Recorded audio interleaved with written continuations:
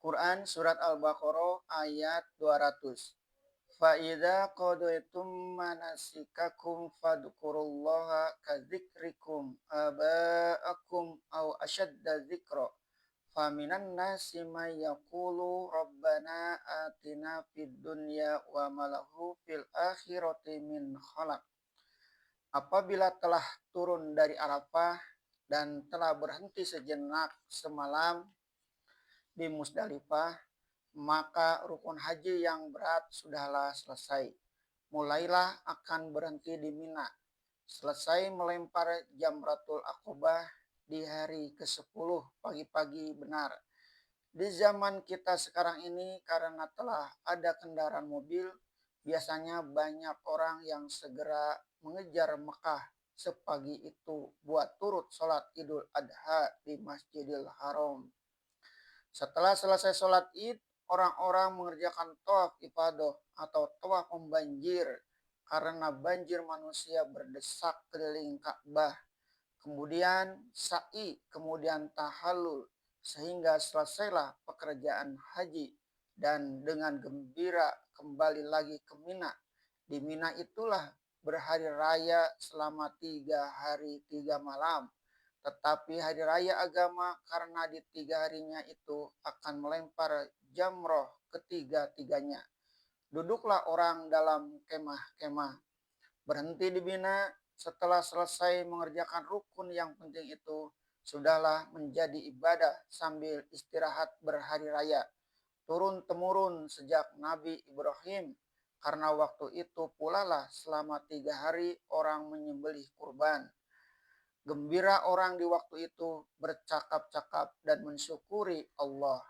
Disinilah pasangan ayat selanjutnya. Maka apabila telah selesai manasik kamu, sekalian ibadah haji itu dinamai manasik, maka sebutlah nama Allah sebagaimana kamu menyebut-nyebut nama nenek moyang kamu atau lebih lagi sebutan. Karena menurut riwayat Ibnu Abi Hatim dari Ibnu Abbas, orang di zaman jahiliyah bila selesai wukuf di Arafah dan telah berhenti berhari raya di Mina, berkumpullah mereka dengan gembira karena telah selesai yang pokok dalam ibadah haji. Lalu banyak mereka beromong, bercengkerama, terutama membangga-banggakan nama ayah dan nenek moyang mereka, bahwa bapaknya dahulu seorang dermawan dan menghormati tamu, bahwa neneknya dahulu seorang yang disegani. Tentu saja cerita yang demikian lebih melebihi dan terdiamlah orang yang tidak ada yang akan dibanggakan. Maka datanglah ayat ini. Disuruhlah orang yang telah beribadah karena Allah untuk meneguhkan takwa dan iman supaya di waktu di Mina itu pun perbanyakan menyebut Allah sebagaimana dahulu menyebut nama ayah dan nenek moyang. Malahan lebih hendaknya dari itu. Karena apabila orang telah Islam, kebanggaannya bukanlah nenek moyang, melainkan iman dan amal soleh. Kemudian ayat pun meneruskan, maka adalah di antara manusia yang berkata, ya Tuhan kami, berilah kepada kami kebaikan di dunia, namun tidak ada baginya di akhirat pembagian. Menurut penafsir Ibnu Abbas yang diriwayatkan oleh Ibnu Abi Hatim, dalam beberapa golongan dari Arab Baduy itu ketika mengerjakan wukuf telah berdoa kepada, ya Allah, turunkan kiranya hujan di tahun ini. Jadilah tahun ini tahun subur. Jadikanlah tahun ini beroleh anak yang bagus. Tidak seorang pun juga yang mengingat berdoa untuk keselamatan di akhirat. Menurut riwayat yang dirawikan oleh At-Tabrani dari Abdullah bin Zubair, orang-orang yang di zaman jahiliyah itu bila mereka berhenti di Musdalifah, mereka pun berdoa. Ada yang berkata, ya Allah, berilah aku rezeki unta. Ada yang berdoa, ya Allah, berilah aku rezeki kambing-kambing.